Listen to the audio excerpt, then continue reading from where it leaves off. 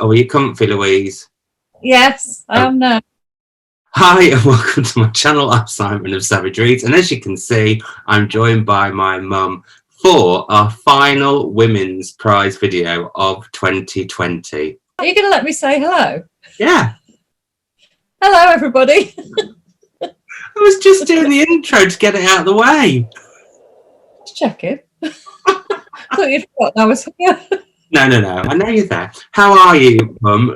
Or should I say HRH, Dame Louise of Savage, as Tom calls you, and you're now living up to in that chair. I am. I know. Isn't it wonderful? I've managed to nick it off my husband. He usually sits in it.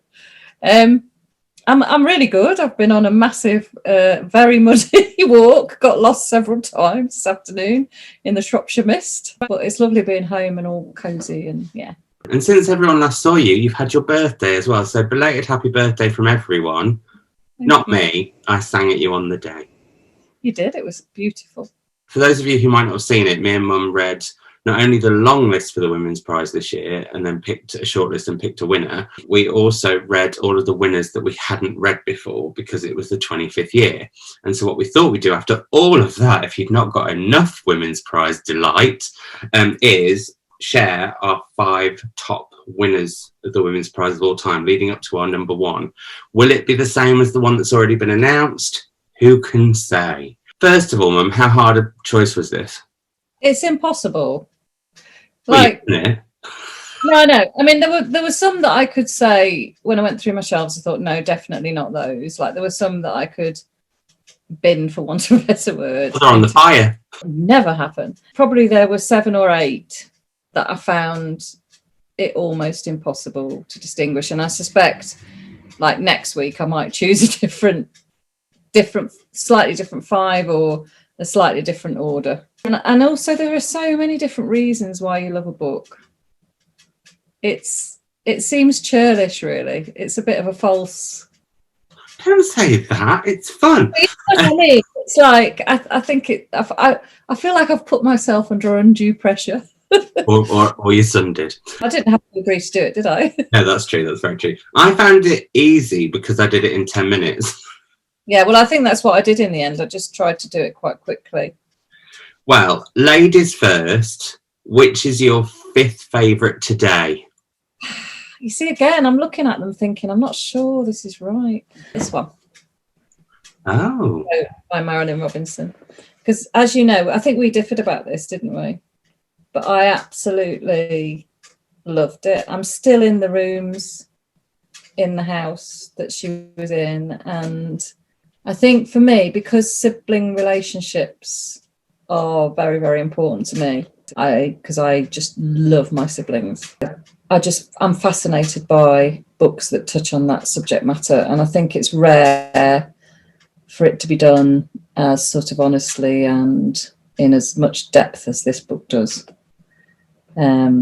It's not remotely light-hearted. It's a very sort of serious exploration of that relationship, and also the relationship between fathers and sons, which, you know, is also crucial.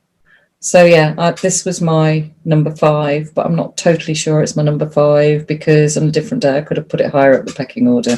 And I'm really I haven't read it yet, but I've got Gilead. This is the only book of hers I've read so far, but I have got Gilead ready to read at some time before too long. My 5th favourite was the first winner, and that is Helen Dunmore and the Spell of Winter. I think also this is a very me book in the sense that it's incredibly gothic, and I love a gothic book. So it's set in the wars. It's about Catherine and her brother Rob, and they are living with their grandfather in this sort of old, creepy, slightly abandoned house, which of course is perfect gothic fodder.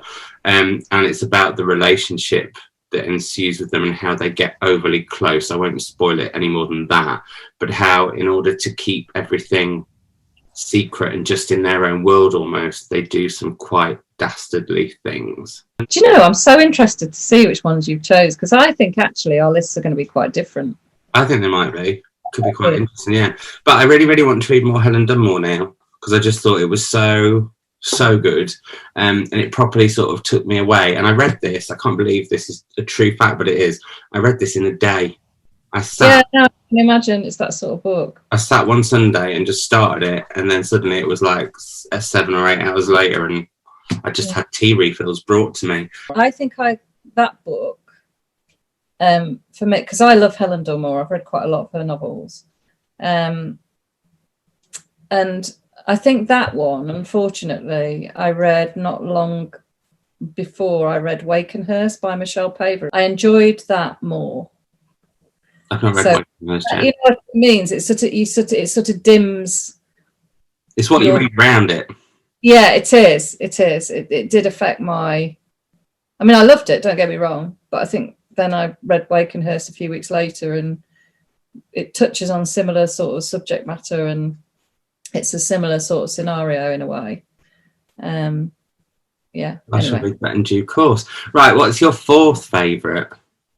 My fourth favourite is this. Zadie Smith on Beauty. I know, look at you.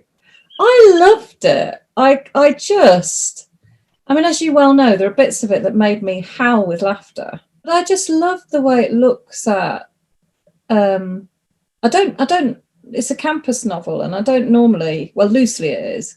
I don't normally enjoy campus novels particularly, unless it's Tom Sharp, and he makes me laugh. I just love the whole way it explores, you know, our attitude to race and just the way that these two families kind of, you know, can't extricate themselves from each other in the novel. I found that fascinating. I just thoroughly enjoyed every minute of reading this book. And have you read of the Zadie Smith? Yeah, I read White Teeth, and I'm quite a fan of her essays. She writes really good essays on sort of contemporary issues, and I think she's wise. Wow, Zadie Smith. What's your number 4? I want to know. My number 4 is An American Marriage by Tara Jones. I just love this book so much in so many different ways. And it's about a couple, Celestial and Roy, who are recently married, and then they stay in a motel. Roy goes and helps a woman because she's having trouble with her door, and then she accuses him of rape. We know as the reader that he hasn't done it. Celestial and Roy know that he hasn't done it, and that knowledge is a really powerful tool in this book because it shows the injustice in America. It's also based on a Greek myth slightly, but the letters that Roy sends Celestial when he is in prison are some of the most beautiful bits of, well, fiction I've ever read. They made you cry, didn't they? They did. Well, I'm learning that I'm becoming a bit of a crier the older I get. So but this was definitely one book that did really, really make me cry. And yeah, I love her writing. I love that another character comes in, you instantly dislike them, and there's a lot of toying around with that she does with the reader, which I really enjoyed. I just think it's a brilliant, brilliant book. And I have read her previous novel to this one, Silver Sparrow, which is her second book here in the UK, and it's incredible as well. It's about 2 sisters who have the same father. One of them knows that he is a bigamist, and the other one doesn't. And it's how one sister finds the other, and then what happens when they meet. That's the one I've got on my TBR. And I do love the fact that the attention that she's getting, because I'm really excited to read some more of her novels. I think it's great that they're being published over here now. I think she's backwards. Her second one is going to come out, I think, next, and then her first one. But she's also somebody who's fantastic to listen to. You know, if you get the chance to hear her being interviewed, she's just wonderful. She's so full of life and just really engaging personality. Also, she was the winner the year that we went to the ceremony together, and also I think the first year in years that I've predicted the winner. So although apart from this year, which we may talk about in this video at some other point, who can say? Mum, what's your third? Oh, my third is Larry's Party by Carol Shields, because for me it sort of embraces what fiction is all about. I just find it incredible that a female can write the life of a male and sort of present it as lived experience and get away with it. And also, you know, Larry, he's not the most exciting, he's quite mundane character, isn't he? It's really entertaining. It's just really, I ended up just so fascinated by Larry. I believe Larry is real. He's in my head. He's going to be there forever. And I think that's what good books do. They introduce you to these characters who almost become your friends. Well, I didn't think I was going to like that one, and I really loved it. My third favourite, and this could be controversial because I realised we didn't say whether we could include this or not, is Hamlet. Right. So this is this year's winner. Every time I talk about it, I get very emotional because it is that sort of book. It's about the death of Shakespeare and his wife's son, but really, actually, it's about Shakespeare's wife, who is one of the most incredible characters I think I've read in years. The way Maggie O'Farrell writes about her is just phenomenal. And the way that she writes about love, and then the way that she writes about grief, I don't think I've ever read in such a powerful, beautiful, visceral way. And Agnes, like I said, I'm going to think about Agnes forever, I think, because she's just... And it's like, I can walk her house. Yeah. And garden and the surrounding countryside, and it's never going to shift. And I'm just going to show you what my... Oh, number 2. Oh, interesting. I agree. I've never read anything like this in terms of the way it deals with grief and parental relationships, particularly mother and child. But also it's the most amazing historical fiction, and you almost lose sight of that, you know, because it's so visceral and true. I forgot it was a historical novel almost, and that is true genius, because the historical detail is all there, but it's just so woven into the story in a way that, so you just, as a reader, it's not forced on you at all. It just seems naturally, you know. And I felt like I do absolutely adore historical fiction, and I love a novel where I feel like I really have time traveled. Yeah, this is the closest to time travel you'll ever get, isn't it, really? Yeah. Reading something like this, you know, presumably in our lifetimes. So yeah, I just absolutely adore this, and I think Maggie O'Farrell too. You know, all these women are amazing people, and I can't wait. I've only read one of her other books, and I can't remember which one it was.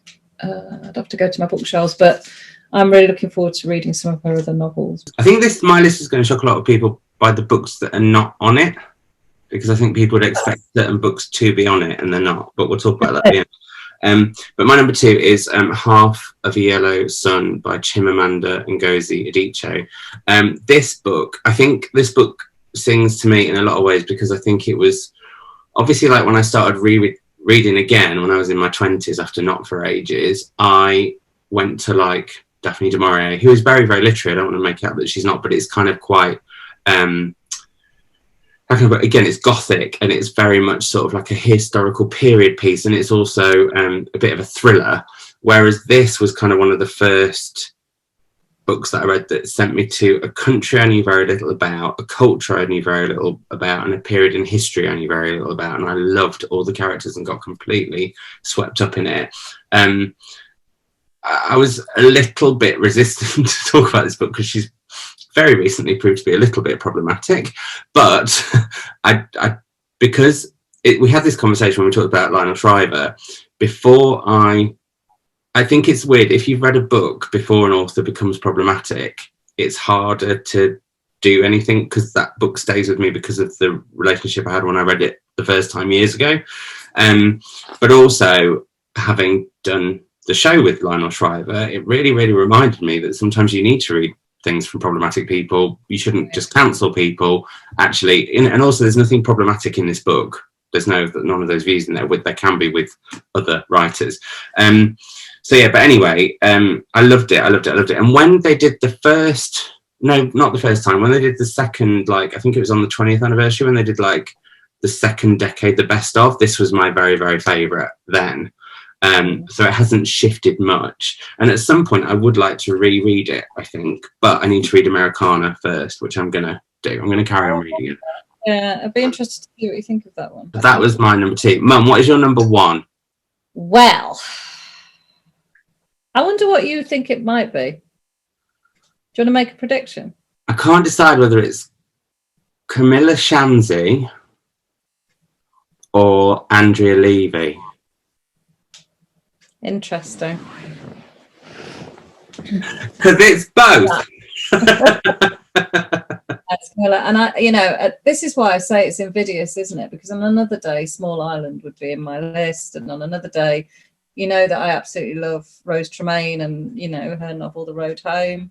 There are it is really difficult, but I think this. I mean, I've got a bias here because it's a retelling of the story of Antigone, and I love retellings of classical myth. But I think this one, it's so what any good retelling does is it sort of exposes the dilemmas of the contemporary generation by exploring a trope from the past. And I just think she uses the myth in such a surprising and clever and thoughtful way. And I'm still in shock at the ending. Even though I read it, how many years ago did it win? It was about 3 or 4. Yeah, 3 or 3. Something like that. And I know, I read it. I think I'd already read it by the time it won. And I haven't read it since, reread it since. But I still, that final scene. And obviously, I'm not going to say anything because it would spoil it for anyone who hasn't read it yet. But I found it really profoundly overwhelming. On another day could have been in my top 5 because I thought, like you, I thought it was incredible, and the ending particularly is very. I don't believe the saying that books are always about the ending, because some people say, well, a book is about the ending, because she holds you the whole way through, and some of the things that she looks at and what I think she does brilliantly with that book is she avoids being moralistic on some subject matters that's very hard to do. Very hard to do. So yeah, right. My number 1. What do you think mine is? Well, you see, I thought yours was going to be Hamlet. So I'm really stumped now. Is it Small Island? It is Small Island. Yeah. And I just think this book is probably one of, and I'm really annoyed with myself because I did a top 10 books, like my favourite books of all time, and I didn't have this on my shelves for some reason, so I just didn't include it. But actually, I would say it is probably up there in my top 5 books ever, which I would say Hamlet already is heading for after only like not even a year of reading it. But this book, it gave me an insight into the war that I had never seen before. It gave me an insight into what it was like for Black people in Britain in that time, but also the characters of Gilbert, Queenie and Hortense. You will never ever forget. I don't think I've ever read a book where the voices of these characters come so fully formed. But also it broke my heart because it was, the story of these people who'd done so much for our country and then were being rejected by it. And I think I hate to use the term, it's an important book, but I think it's a really, really important book. And it's the sort of book I want to listen to it on audio, because apparently Andrea Levy, who sadly died last year, or was it even this year that she died? It might have been this year. I don't know, because time has kind of got a bit compressed, hasn't it? But she sadly died recently, and I just think her writing, having gone back and read some of her earlier books now as well, I just think she's one of the most amazing UK writers that we've ever had. So yeah, I just think she is phenomenal. And that's what I was going to say. She reads the audiobook, and I've heard snippets of it, and it is beautiful. All the voices amazingly, and you can see how much she gets and how much she invested in these characters. So that is my favourite. But I think people have expected it to have been Song of Achilles. Actually, that's one that I think about. But I think if I hadn't included Hamlet, Song of Achilles might have been next. There's just so many brilliant books that have won the prize. That's right, and also shortlisted ones too. Yeah. All right, now who you want to try and hedge in with this? I can tell where this is going. A Yinkin Braithwaite. No, it wasn't. No, it wasn't.